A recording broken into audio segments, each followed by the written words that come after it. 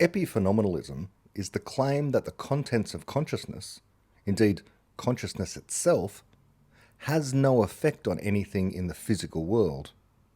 Mental events may arise because of physical ones. You feel happy because certain neurotransmitters like serotonin exceed a particular threshold, say. Or the sky seems blue to you because particular cone cells in the retina are excited by particular photons of light. But the reverse is never true. Physical events do not arise because of mental ones. Only physical events cause other physical events. The physical world follows deterministic laws. Know the laws and know the conditions, initial or otherwise, of the particles in the universe, and in principle, everything follows as a matter of logical necessity. Everything is thus determined, predetermined if you like, at the moment of creation that was the Big Bang. So we have at least some thing coming from no thing. Physical reality came from something that wasn't that. Or rather, existence came from non-existence. Something came from nothing at least once anyways. Even if you believe in God, you think that God came from nothing, he just always was. But in the case of the Big Bang and the universe, we know that it had a beginning because all the lines of evidence point to a particular solution, that the universe had a beginning. It has not existed forever. The universe does not stretch backwards in time indefinitely or infinitely. It had a beginning. All of physical reality did. So the universe came out of nowhere, or physical reality did, or existence did. Put it how you like. The beginning of everything thus sets in stone every other thing that ever happens anywhere ever until the end of time on the physics and metaphysics of mainstream determinism. What place, therefore, is there in this world for stepping outside of the purely physical?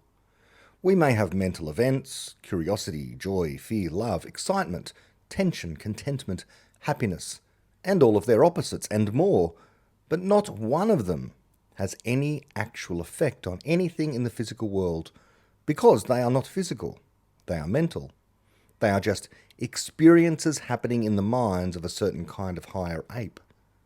Insofar as happiness exists in the world, it exists in truth on this account solely as a certain blend and concentration of serotonin, dopamine, and other neurotransmitters across many synapses in a human brain, and it is just what it feels like to have that amount of those neurotransmitters.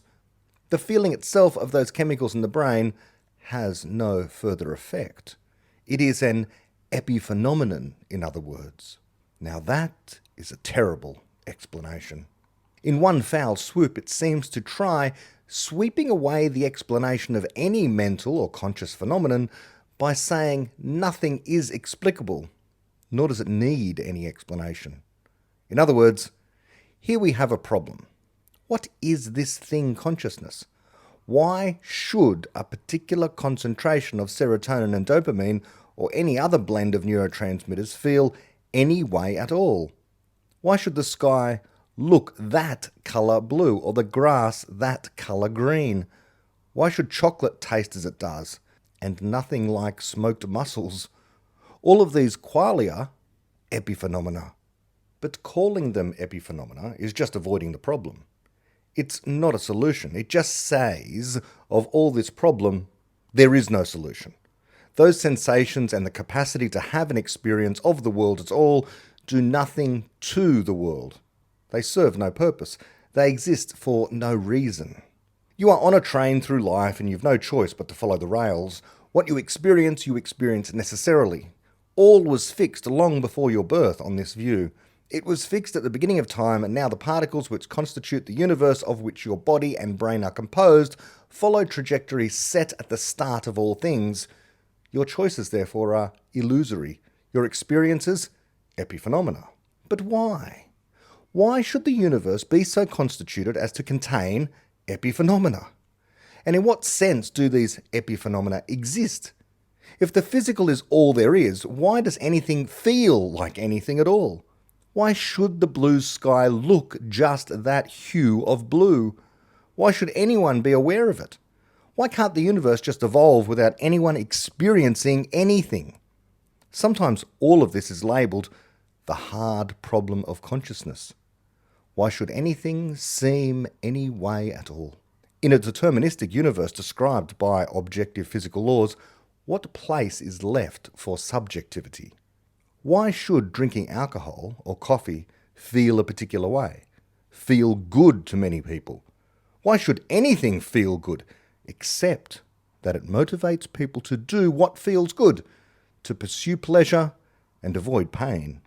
But what possible place can motivation have in a deterministic universe, where everything is set in motion and set to happen at the beginning of all things?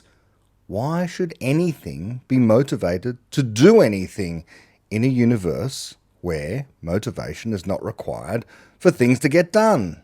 Unless, that is, not everything is determined at the Big Bang.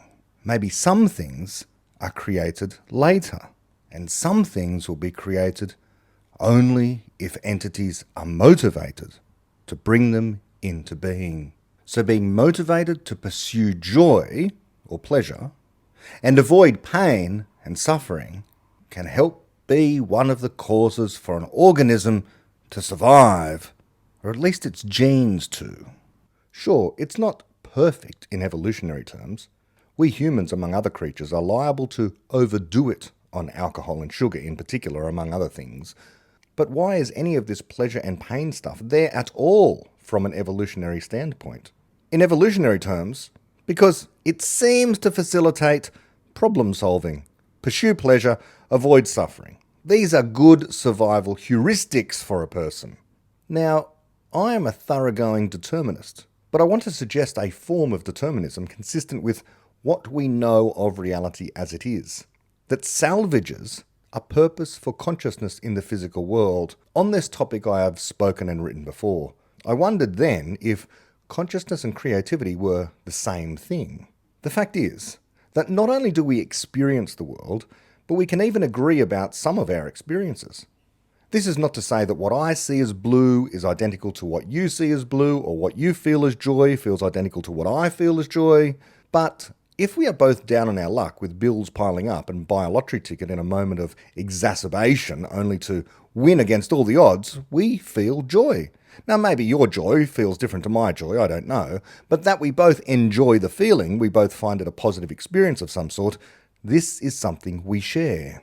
In terms of evolution, this explains why most foods taste good and most toxins are bitter. But again, if all is predetermined, why should any of that be needed? Why should sugar taste sweet and old milk sour? Evolution had to create that knowledge of what things taste like. Organisms attracted to sugar found energy more reliably and passed on their genes. Those that did not avoid the sour milk got sick and possibly died by consuming toxin-producing bacteria. Senses allow for sensations to be honed, so organisms can reliably move towards what was more beneficial while avoiding that which would do them harm. But the epiphenomenalists can argue either the taste of sugar just is a physical thing, sugar is sweet is more than just a description on this account, it is more like a necessary truth of some kind. Sweetness on this view has no subjective aspect to it, that's an illusion, it's a manner of speaking. When such things are said, all I can retort is that to my ear, I do not know what they are talking about, if it's just a manner of speaking. A manner of speaking nonsense, I would say. Nothing about the shape of the sucrose molecule cries out, sweetness here. Particular receptors had to evolve in tongues and certain ideas encoded in brains for that to follow. Or the epiphenomenalists can argue, sure, sugar does taste sweet, but it's not the tasting sweet that causes people to more often seek out sugary things. That's an illusion. People are just doing things because the laws of physics determine they will.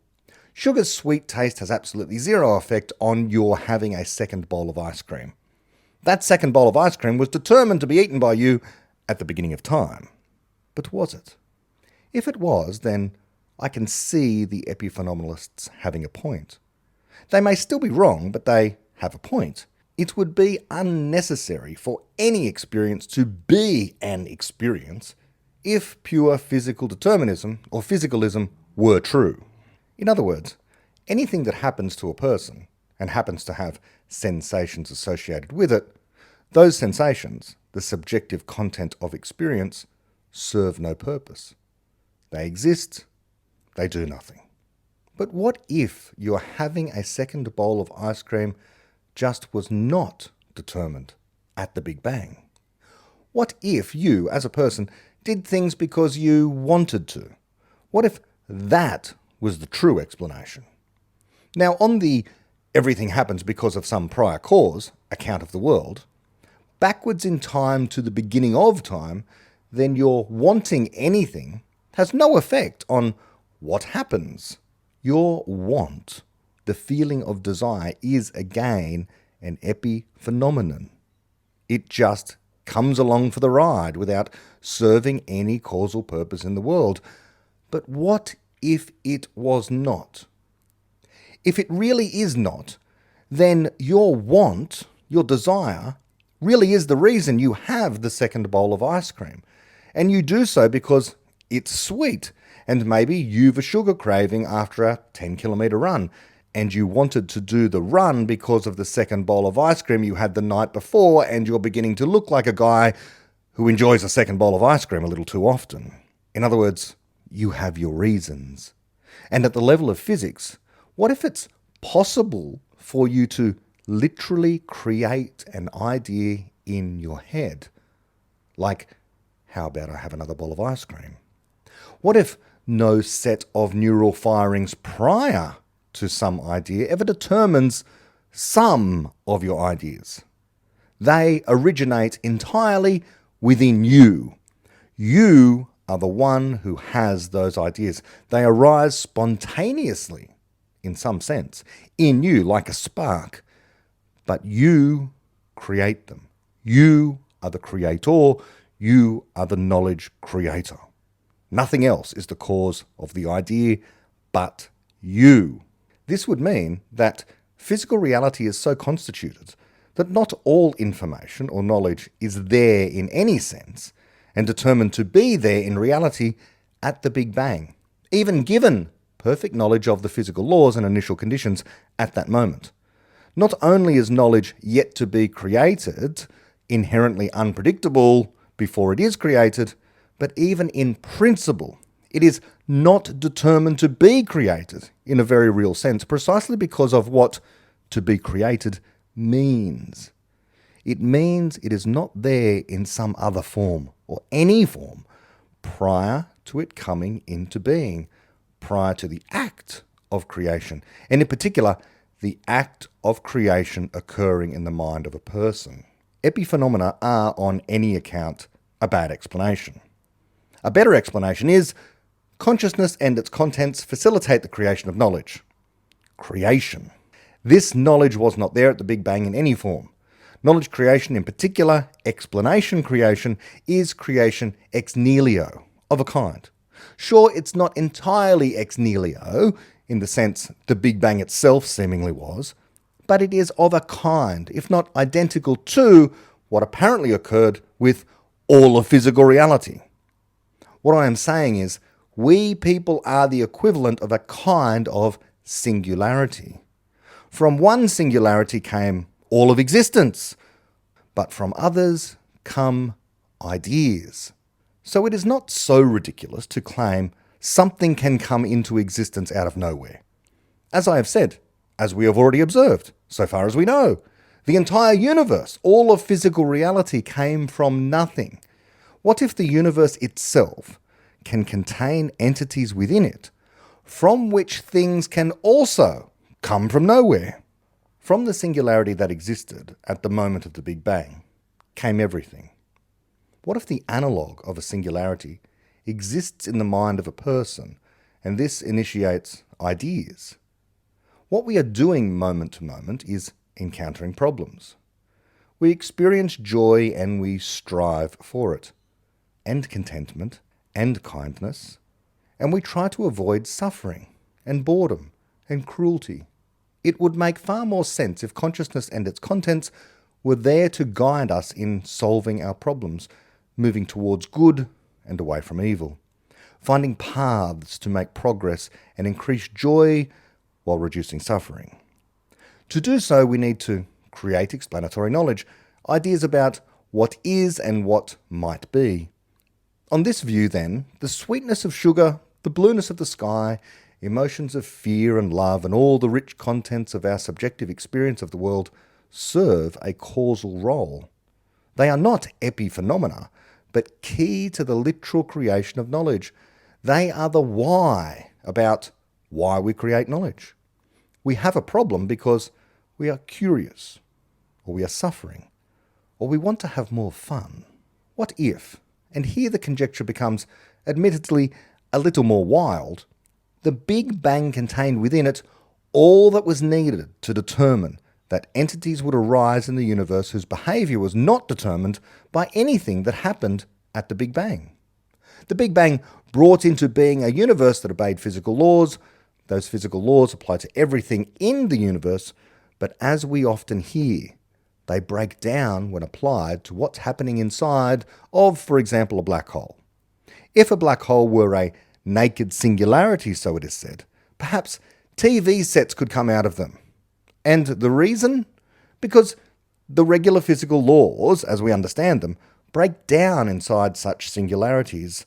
Our understanding of causation fails. TV sets may as well come out of such things, therefore, because regular laws of physics do not seem to apply, or we don't understand how they apply, not very well. So what if people are the only real naked singularities? What if TV sets can come out of people? After all, in truth, they did. TV sets came from the imaginations of people. It's either that, which at least explains something, or television sets came from the first singularity, that which inflated and expanded at the moment of creation. From that Big Bang event came hydrogen, stars, galaxies, planets, people, and eventually television sets. So, television sets come from singularities. Whether that's the Big Bang or something in the mind of a person, make your choice. But one of those is merely predictive. The other at least contains the nascent beginnings of an explanation.